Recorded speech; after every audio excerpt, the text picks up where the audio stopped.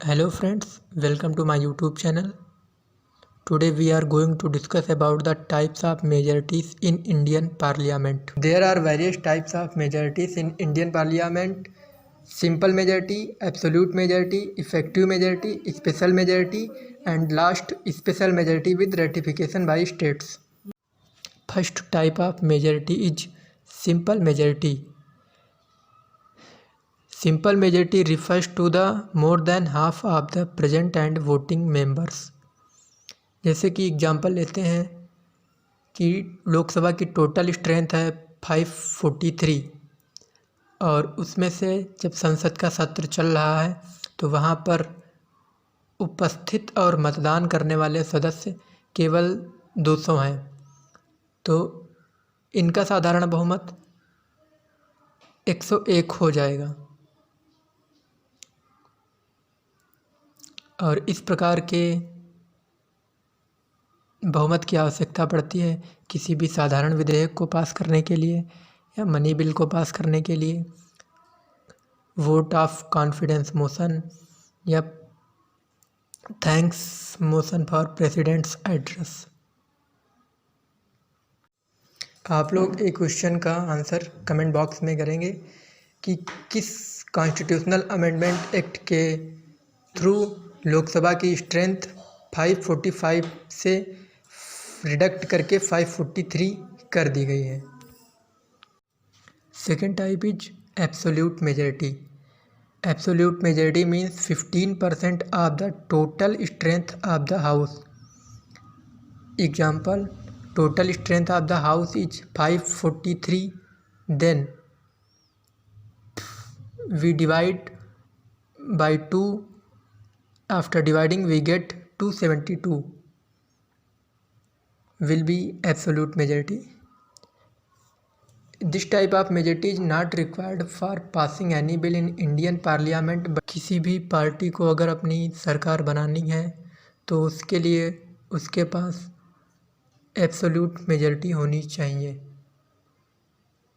तो वहाँ पर इसका उपयोग होता है। और इसके अलावा भी इसका प्रयोग कहाँ होता है वो हम आगे देखेंगे। थर्ड टाइप है इफ़ेक्टिव मेजॉरिटी.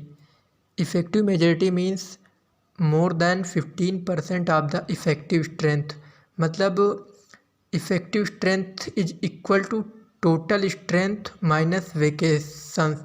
जैसे लोकसभा की टोटल स्ट्रेंथ है 543 और इसमें से 5 सीट वेकेट हैं, तो 543 माइनस 5 कर दिया जाएगा और उसके बाद जितना मिल रहा है 538 होगा और उसका आधे से अधिक 270. तो इस प्रकार से 270 सदस्यों की आवश्यकता होगी इस प्रकार की मेजॉरिटी को पूरा करने के लिए। और इस प्रकार की मेजॉरिटी का उपयोग होता है स्पीकर या डिप्टी स्पीकर लोकसभा और लेजिस्लेटिव असेंबली के स्पीकर्स को रिमूव करने के लिए, और इसके अलावा रिमूवल ऑफ चेयरमैन और vice chairman of Rajya Sabha. Next type है स्पेशल मेजॉरिटी. स्पेशल मेजॉरिटी को हम कई रूपों में देखेंगे. पहला है 2/3 प्रेजेंट एंड वोटिंग और दूसरा 2/3 present and voting plus absolute majority, जैसा कि मैंने पहले ही बताया था. और थर्ड है 2/3 total strength of the house. तो पहले हम डिस्कस करते हैं 2/3 प्रेजेंट एंड वोटिंग.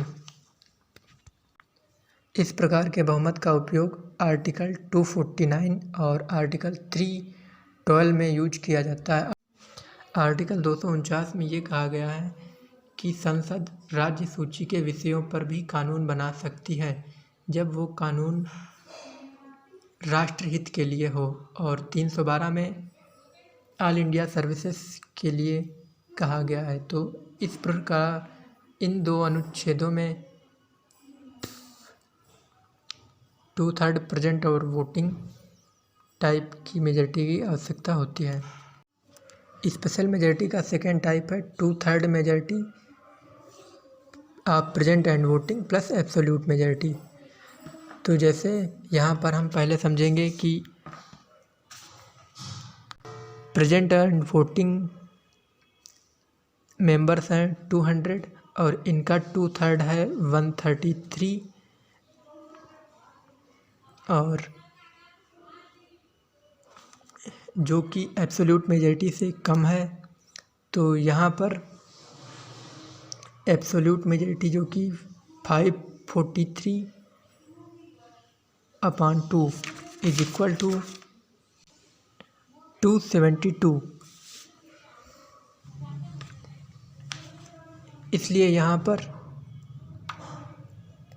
133 से काम नहीं चलेगा, इसके लिए मोर देन एब्सोल्यूट मेजॉरिटी होना चाहिए। इस टाइप की मेजॉरिटी का उपयोग कहाँ पर करते हैं वो भी हम देख लेते हैं। पहला, constitutional amendment bill which do not affect federal structure, removal of जजेस ऑफ सुप्रीम कोर्ट और high court, approval of national emergency. इसके अलावा भी कई अन्य मैटर्स हैं जिन पे इस टाइप की मेजॉरिटी का उपयोग किया जाता है। स्पेशल मेजॉरिटी का थर्ड टाइप है 2/3 of the total strength of the house. इस टाइप की मेजॉरिटी की आवश्यकता पड़ती है प्रेसिडेंट के इम्पीचमेंट के लिए अंडर आर्टिकल 31।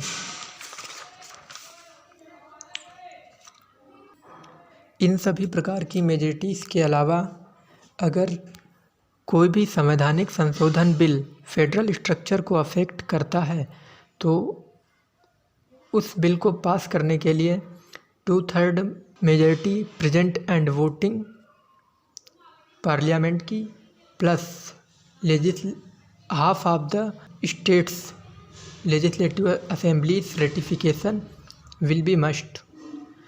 तो जो लेजिस्लेटिव असेंबलीज़ का रेटिफिकेशन होगा वो सिंपल मेजॉरिटी से होगा, मतलब present and voting more than half of the present and voting से, और पार्लियामेंट में 2/3 प्रेजेंट एंड वोटिंग।